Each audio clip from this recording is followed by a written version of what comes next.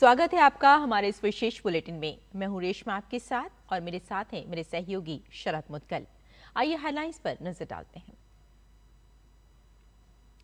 शिक्षा की दिशा में राजस्थान में बड़ा कदम। गृह मंत्री अमित शाह जोधपुर में नेत्रहीन महाविद्यालय के नए भवन का करेंगे शिलान्यास।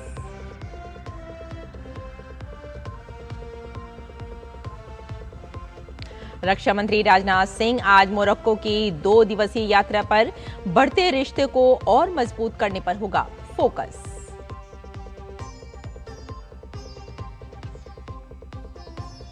पुराने H-1B वीजा धारकों पर लागू नहीं होगी 88 लाख रुपए की फीस, सिर्फ नए आवेदकों को करना होगा शुल्क का भुगतान। व्हाइट हाउस ने दिया स्पष्टीकरण।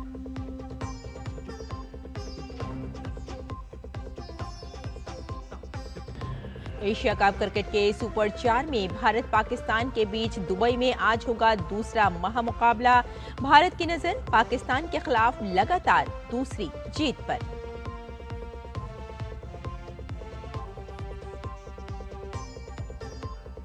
आज लगेगा सूर्य ग्रहण, भारत में नहीं दिखाई देगा नजारा। ऑस्ट्रेलिया, न्यूजीलैंड और अंटार्कटिका के कुछ हिस्सों में साफ दिखेगा ग्रहण।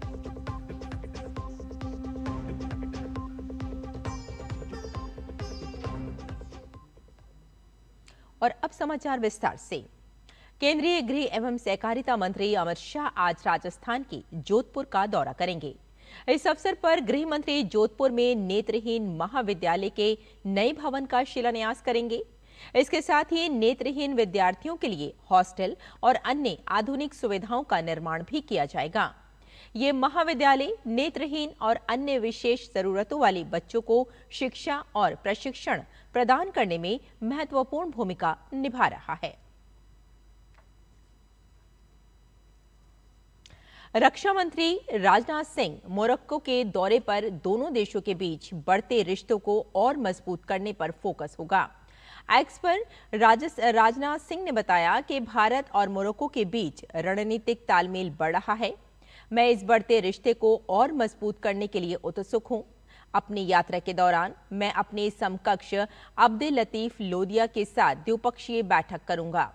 इस यात्रा का एक प्रमुख आकर्षण टाटा एडवांस सिस्टम मोरक्को के बैरचिट में व्हील्ड आर्मर्ड प्लेटफॉर्म 8x8 के नए विनिर्माण संयंत्र का उद्घाटन होगा। ये संयंत्र अफ्रीका में पहला भारतीय रक्षा विनिर्माण संयंत्र है, जो एक महत्वपूर्ण मील का पत्थर है और भारत के रक्षा उद्योग की बढ़ती वैश्विक उपस्थिति को दर्शाता है। मैं रबात में भारतीय समुदाय से भी बातचीत करूंगा।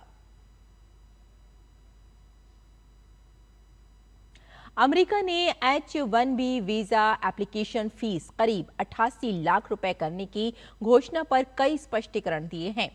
अमेरिका ने कहा है कि नई फीस सिर्फ नए आवेदकों पर लागू होगी। ये पुराने वीजा होल्डर्स रिन्यू करने या 21 सितंबर से पहले अप्लाई करने वालों के लिए नहीं है। व्हाइट हाउस की प्रेस सेक्रेटरी कैरोलिन लेविट ने एक्स पर कहा, H-1B वीजा होल्डर देश से बाहर जा सकते हैं और वापस भी आ सकते हैं, जैसा कि वो सामान्य रूप से करते आए हैं। पुराने वीजा होल्डर्स और रिन्यूअल के लिए नियमों में कोई बदलाव नहीं हुआ है। ये सिर्फ नए वीजा पर लागू होगा। कैरोलिन ने बताया कि ये कोई सालाना फीस नहीं है, ये वन टाइम फीस है जो सिर्फ एप्लीकेशन के समय लागू होगी। पुराने वीजा होल्डर्स को जल्दबाजी में अमेरिका से भारत जाने या वहां से वापस लौटने की कोई जरूरत है। बता दें कि अमेरिकी राष्ट्रपति डोनाल्ड ट्रंप ने शनिवार को H-1B वीजा के लिए एप्लीकेशन फीस 88,000 रुपए से बढ़ाकर लगभग 88 लाख रुपए करने के आदेश दिए थे। इसके बाद मेटा, माइक्रोसॉफ्ट और अमेजॉन जैसी टेक कंपनियों ने अपने विदेशी कर्मचारियों से रविवार तक अमेरिका वापस लौटने को कहा था।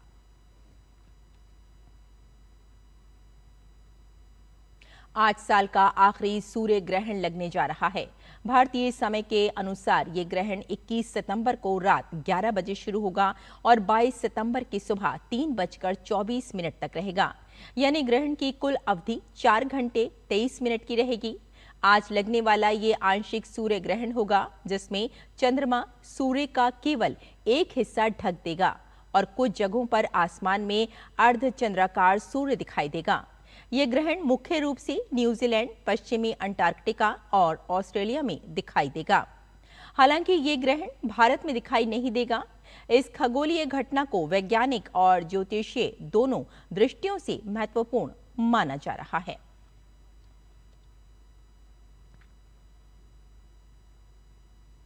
आज विश्व अल्जाइमर दिवस है। 21 सितंबर को विश्व भर में विश्व अल्जाइमर दिवस मनाया जाता है। इस दिवस का उद्देश्य लोगों में अल्जाइमर रोग के प्रति जागरूकता बढ़ाना और इसके मरीजों एवं उनके परिवारों को सहयोग और संवेदना प्रदान करना है। अल्जाइमर एक ऐसी न्यूरोलॉजिकल बीमारी है जिसमें धीरे धीरे व्यक्ति की स्मरण शक्ति, सोचने और समझने की क्षमता प्रभावित होती है। भारत में भी इसके मामलों की संख्या बढ़ रही है और विशेषज्ञ समय पर पहचान एवं देखभाल को बेहद महत्वपूर्ण मानते हैं।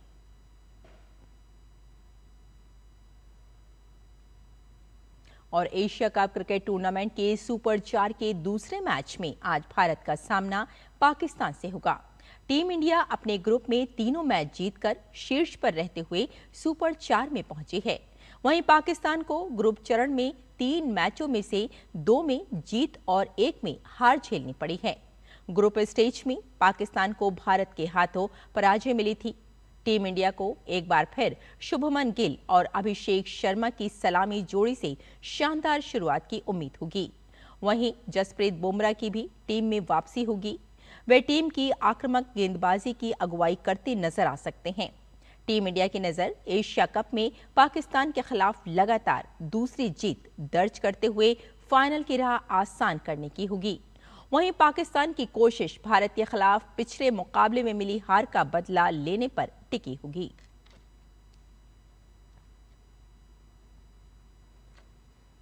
भारतीय जनता युवा मोर्चा प्रधानमंत्री नरेंद्र मोदी के 75वें जन्मदिवस पर चल रहे सेवा पखवाड़े के अंतर्गत आज सुबह 7 बजे देश भर के 75 स्थानों पर एक साथ नमो युवा रन आयोजित कर रहा है। इस विशेष दौड़ का उद्देश्य नशा मुक्त भारत का संदेश देना है।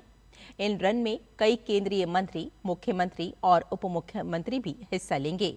BJYM के राष्ट्रीय अध्यक्ष तेजस्वी सूर्या मुंबई में इस आयोजन का नेतृत्व करेंगे। दिल्ली में ये मैराथन दिल्ली विश्वविद्यालय के स्पोर्ट्स कॉम्प्लेक्स स्थित रग्बी स्टेडियम से शुरू होगी। कार्यक्रम का फ्लैग ऑफ दिल्ली बीजेपी अध्यक्ष वीरेंद्र सचदेवा, दिल्ली बीजेपी सह प्रभारी डॉक्टर अलका गुर्जर और पद्मश्री सम्मानित एथलीट सुधा सिंह करेंगी। इस दौरान दिल्ली के सांसद, मंत्री और विधायक सहित पार्टी के वरिष्ठ नेता भी उपस्थित रहेंगे। ये दौड़ न केवल प्रधानमंत्री के जन्मदिवस को सेवा पर्व के रूप में मनाने का प्रतीक है, बल्कि युवाओं में स्वस्थ और नशा मुक्त जीवन की प्रेरणा देने का संदेश भी है। तो हमारे इस विशेष बुलेटिन में फिलहाल इतना ही। मुझे और मेरे सहयोगी शरद मुदगल को यहीं अनुमति दें। नमस्कार।